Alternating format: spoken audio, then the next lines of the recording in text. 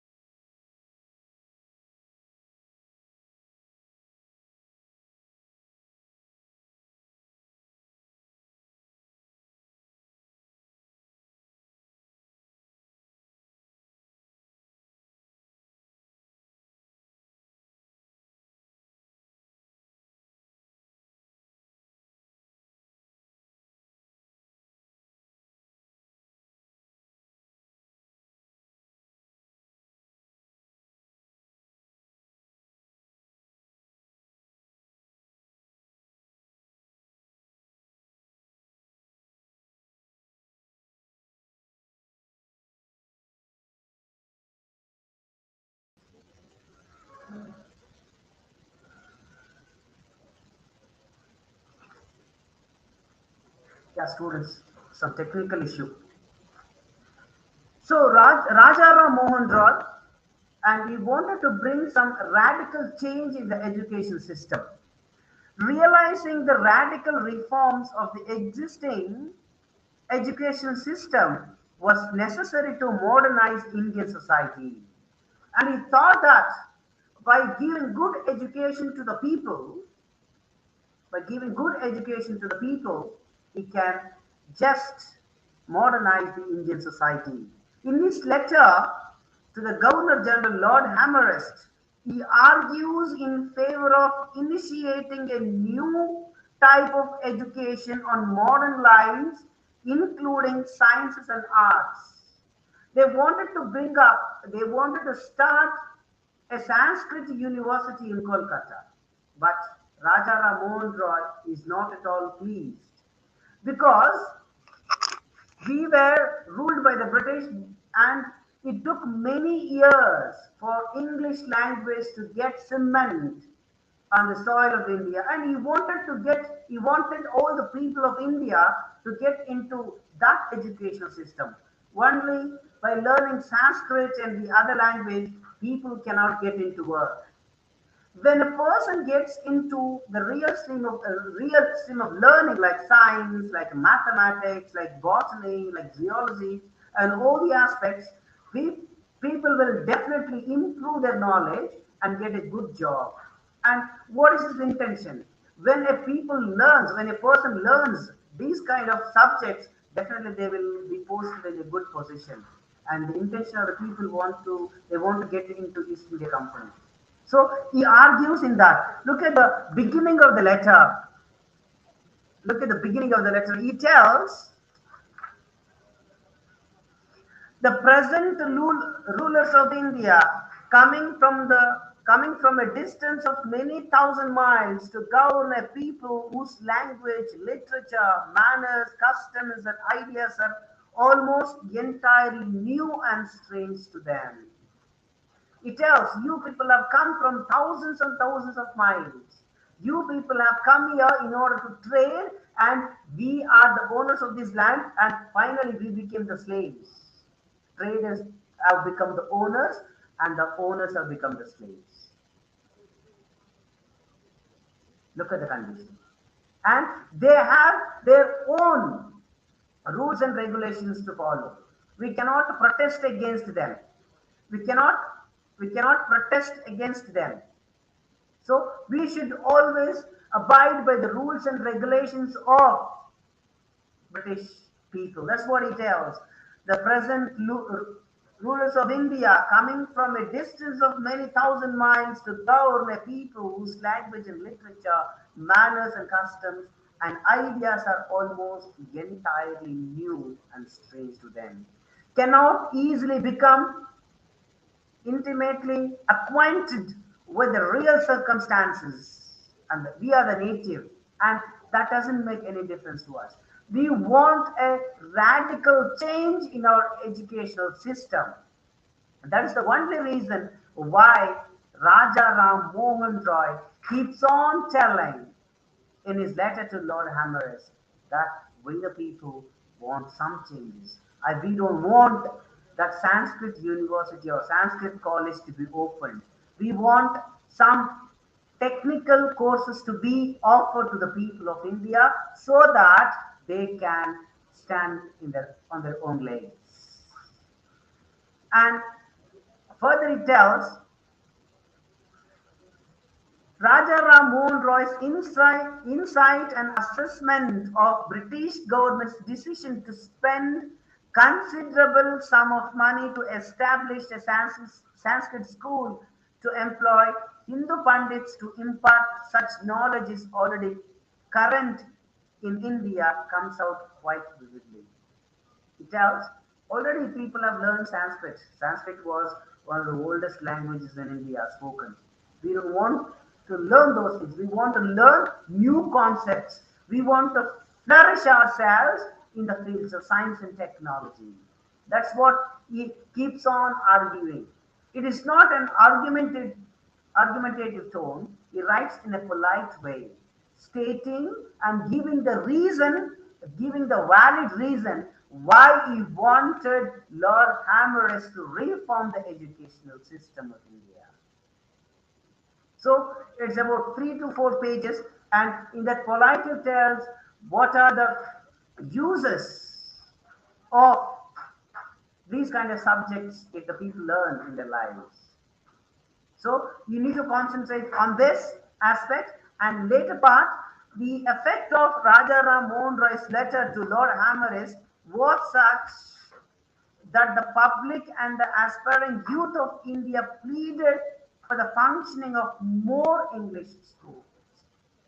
Not only that, he wanted Lord Hammerest to tell the governing people to establish more English schools so that people of India can learn the language. And that is the only way where people can just bring up in their lives. And letter exhibits brevity, convincing, comprehensive, admirable, radical changes he wanted to bring to the native people, and he logically argued throughout the letter. Remember, Rajaram Mohan Rai himself is a scholar in Sanskrit, and he is the first person to translate the whole Bhagavad Gita into Bengali language. And he is the great thinker. His contribution to Indian education system. This is one of the examples. How? Because in those days it is very, very difficult for a person to argue against the ruling body. That's what happened when people uh, openly protests. When people openly protest, they are shot dead. That's what. And during the freedom struggle, we have seen lots of people sacrificing their lives for the India. So he openly writes. His letter is not in a tone of anger. He writes in a polite way. So what are the things you need to look into? How does Raja Ram Mohan Roy's letter germinate the flowering of Indian education? That is one more thing you need to concentrate on when questions are asked. And next question may be asked like this: attempt a critical estimation of Raja Ram Mohan Roy's letter to Lord Hammerest. And what is the contribution of Raja Ram Mohan Roy to Indian education society? Critically examine Raja Ram Mohan Roy as a writer of English prose. Remember, Raja Ram Mohan Roy never went to an English medium school. He learned English by himself. He is a scholar in Sanskrit. He is a scholar in Sanskrit, and he learned English by himself. And when we, because all the entire textbook is the entire text is given to you in your study material, you can go through the use of language. Written on 11th of November 1853. Yeah, 1853. Sorry, 1823. 1823, 11th of December, and 1833 passed away. So look at the logical argument. It doesn't spare anyone. And he wanted to argue why and what is the reason, what is the importance of starting Sanskrit college or Sanskrit university in Kolkata. Because already we have mastered the language. Many people in India, they know the language, and we wanted some radical change. We wanted science, we wanted mathematics, architecture, botany, all the subjects we want to learn. And lots of reformation took place. And it was placed before the bench of the people, and it went radical changes. Later it was introduced. That is the reason why we are studying history. If Raja Ram Mohan Roy has not taken seriously about the education system in those days, we would not have learned English. We would not have spoken English with the other people. This is one of the contribution to Indian education system by Rajaram Mohan Roy. And let us move back because I'm running out of time. Let us move on to the another aspect. That's what I want to discuss with you. Use of imagery in Shakespeare. Already I've spoken to you about Shakespeare in the previous class, the second class when I taught you as you like it in the drama. And just quickly recollect few of the aspects. Who is Shakespeare and why we need to study him and why he has written so many plays. William Shakespeare's contribution to English literature is very vast, very vast. Yeah, he has no idea, he had no idea when he wrote the play that this would be read by the people at the university level. He wrote it because he wanted to earn his bread and butter for the life. He never had in his mind that his play would be read out.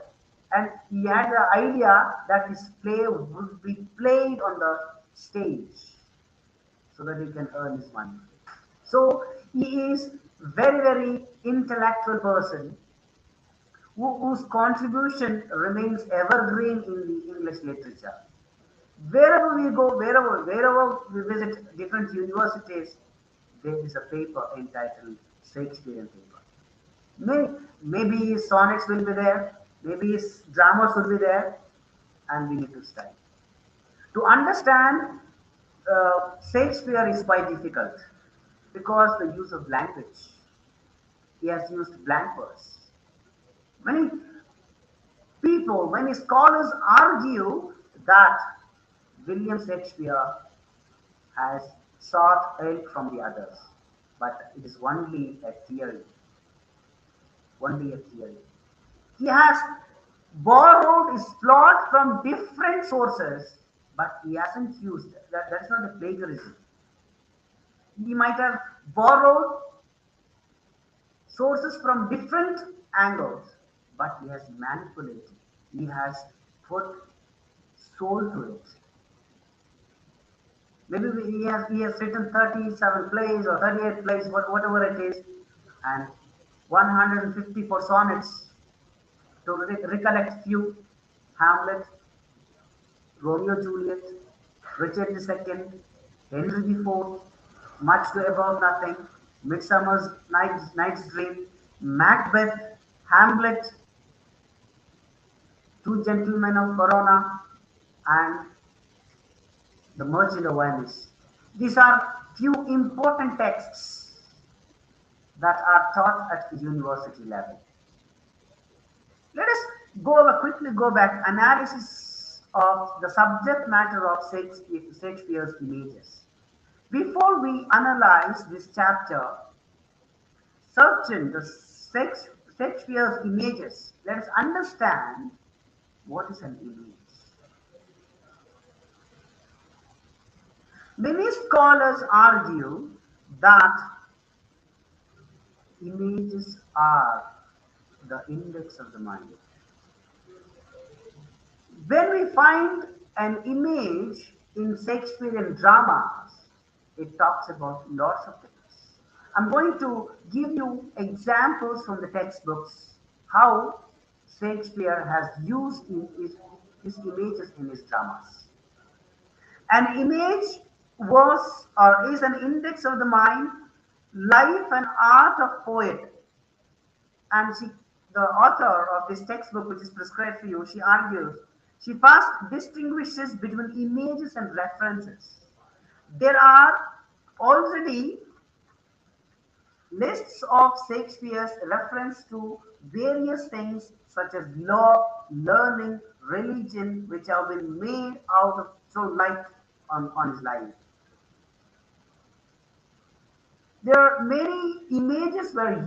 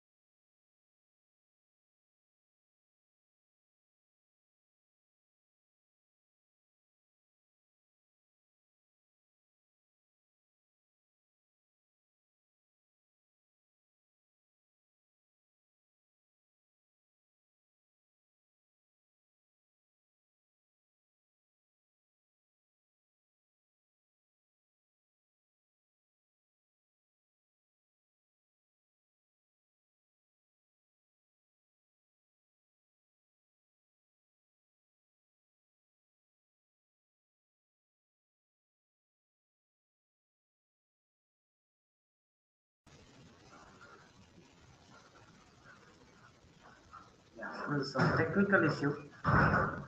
So Shakespeare uses lots of images. What are the images that he uses? He uses nature image, indoor life image, like countryside, gardening, weather, sounds of winds, birds movement, sports, hunting, body, clothes, routine work, and family life. And I'm going to discuss with you all these things, how William Shakespeare uses images in his drama.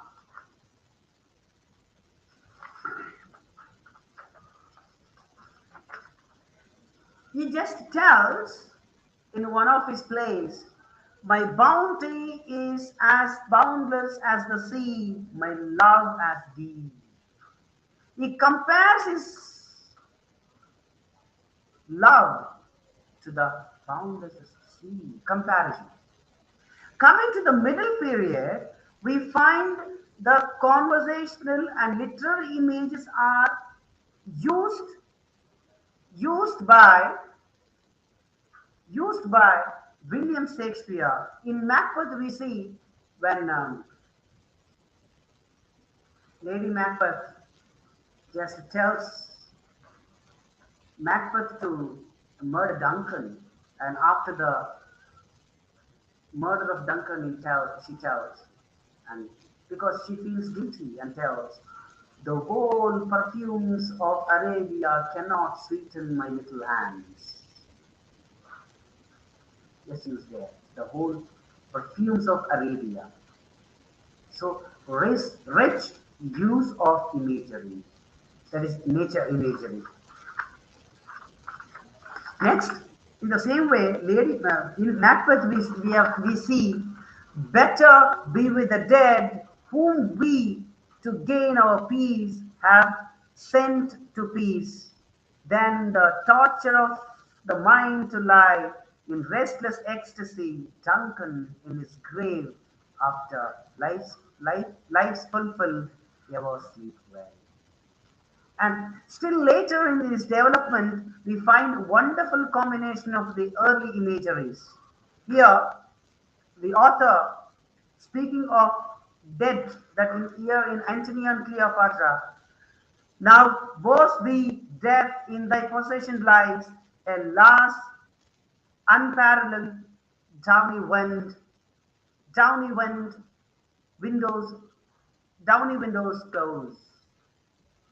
So, use of rich imagery there. This combination of literary and dramatic images are to be found also in Shakespeare's later plays. Like the basis of the vision, the cloud capped tower, glorious palaces, temples, and the great globe itself. So he uses rich images throughout it. When we look into the Merchant of Venice as well, lots of references to the Bible, lots of imageries of the nature. So, what are the things you need to concentrate on this? You need to concentrate on how this particular author, tries to tell us how Shakespeare uses richly the images in his dramas. Let us quickly just think about one of his plays where he has used more than 20 images.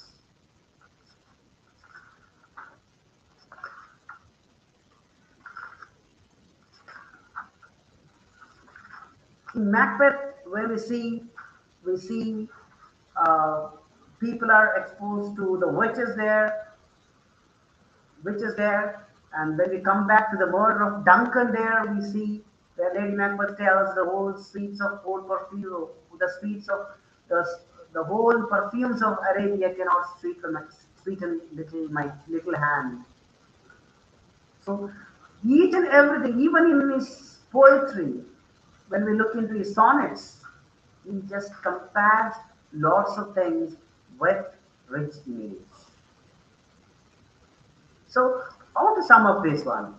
To sum up, we may say that Shakespeare's many personal experiences, characters, and even point of view can be detected through his images, and is quite possible from a detailed study of his images to build up not only to the fairy credo features and the physical splendor in his plays.